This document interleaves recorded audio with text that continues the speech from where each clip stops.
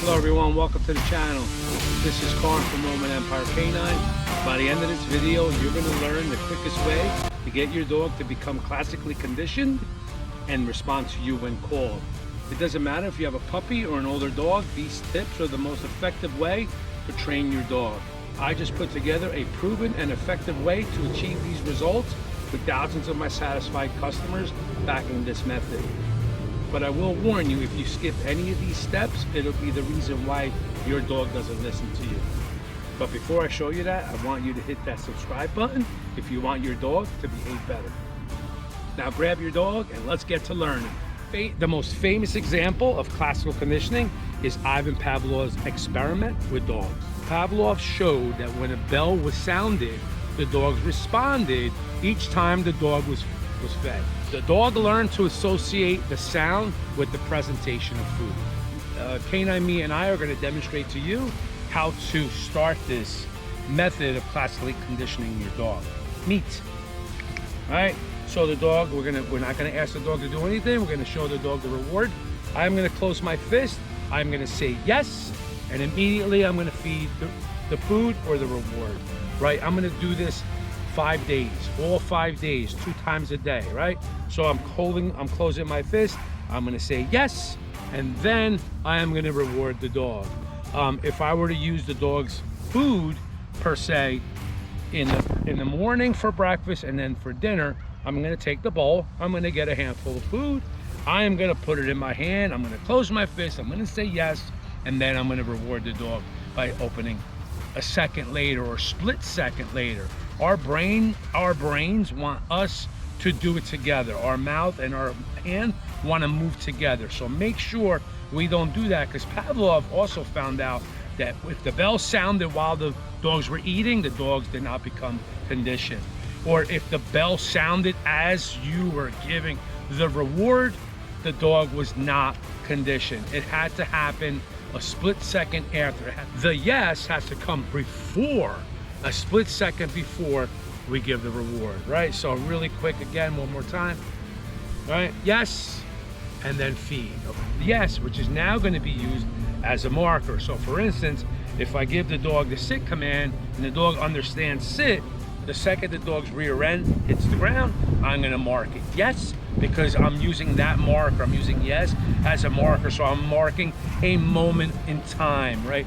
I'm showing the dog that this is the reason why you're getting rewarded for following through, right? Understanding what sit means and following through. So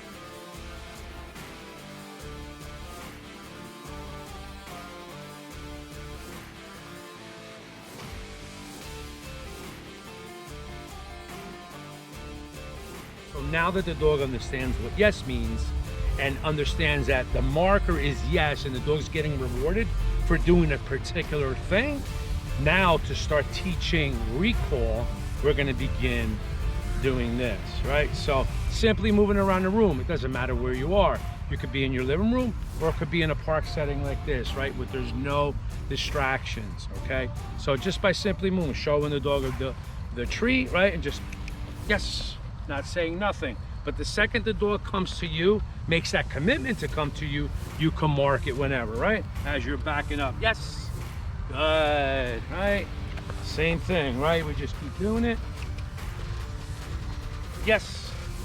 Good. So we start off really close to us. We could even use a 6-foot lead to start off with, and then we could gradually move on to a 10-foot lead, 15, 25, 30-foot lead, even a 50-foot lead. It doesn't have to be a lead. You could use a long rope, right? It doesn't matter. But the dog has to be, and I'm going to say it over and over again, has to be on lead when we're teaching recall, right? Because the reason why is we're teaching formal recall. Formal recall is when I give you the command to come to me, you have no choice but to come to me, right? So I will give you pressure if you don't come to me. So just simply directional pressure. So if the dog, right, perfect example, if the dog is out there, meet, right, I back up, give a little bit directional pressure, the dog comes back to me and the dog gets rewarded, right? I'm talking, babbling away, right? So I didn't get a chance to mark it with the yes, but make sure we don't forget that, right?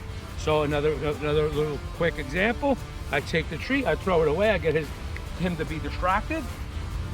Me, I back up, right? So that's another tip. Another tip when teaching recall is not only directional pressure, but also our bodies, right? Using our bodies. Don't stand there like a tree, like a bump on a log. Don't just stand there and call the dog's name, right, for recall, because you're not fun, right? The dog would rather chase a squirrel than to come to you because you're absolutely no fun. So move your body back up when you call the dog's name, right? And the reason why I say when I call the dog's name, because that's what you're gonna use for recall. Make sure you use that for recall. Don't start using the dog's name and then come or here, right? The dog's name only.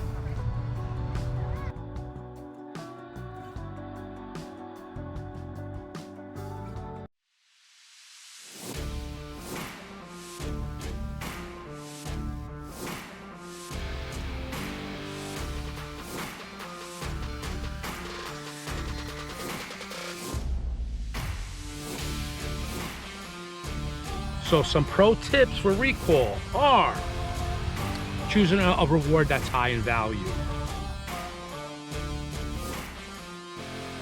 What do I mean by that? Choosing a reward that's high in value. If we're using kibble and the dog doesn't come to us because kibble, the dog eats every day and it's like boring, right? Use something else, right? Just like I have a freeze-dried chicken. Smells really good, tastes really good. Dogs love this, right? There may be a couple days that go by that he gets bored of it, so I'll always switch it up.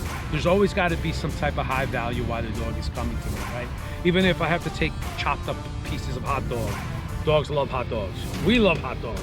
But anyway, let's use that, right? If we're not using food, we could use a ball. We could use a toy, a tug, or a ball on a rope. Something the dog absolutely loves, right? I have food here. I have reward here, the chicken, right, with canine meat. If I had a ball on the rope, he could care less about this, right? He would focus on the ball. That's a reward in itself, right? Yes. Don't be boring to be around. If you want your dog to be by your side, you're number one, you're creating value here. But don't be boring when your dog is by you, right? Always engage with your dog, have fun with the dog, right? And when you are recalling the dog, under any circumstances, especially under high distraction circumstance, I'm going to recall the dog. If the dog turns around and looks at me, I'm going to get all down and low and silly, right? I got to get on my knees if I have to. I don't care, right? But I'm going to let me go away, go away. I want the dog to have fun. Hey, daddy is calling my name. I always go to daddy. Number one, I always get rewarded. And number two, I always have fun when I return to dad. Good boy. But first, I want to cover a few mistakes that people make when teaching recall. Number one, using an e-collar when the dog doesn't understand what an e-collar is, right? I try to get my dog to come to me, so I give him my stim or I give him vibration to come to me. But if you're not using a long lead with directional pressure back to you and pairing it with an e-collar, right, you're not doing it correctly. So make sure you avoid those mistakes. So let's get to teaching formal recall. There's formal recall and informal recall.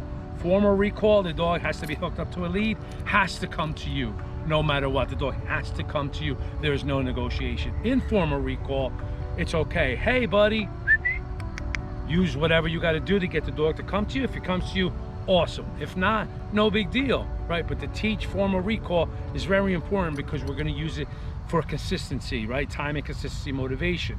If there's 4 people at the house, right, that live with the dog, I want all those 4 people to say the dog's name consistently, but only say it when he's on a lead. If he's not on a leash and little Susie wants to call the dog, do an informal recall, right? So the dog doesn't get confused. Make sure you guys do it. And if we're gonna do training, right, do 10 minutes a day, right? At least for 3 weeks straight. Do it every day. The more and more you do it, the more the dog will respond. The more and more the dog will become conditioned. So when he or she hears their name, boom, they're gonna automatically turn around and come to you. If you follow these proven techniques with proper timing, consistency, and motivation, you will be successful. Thank you so much for watching. Take care.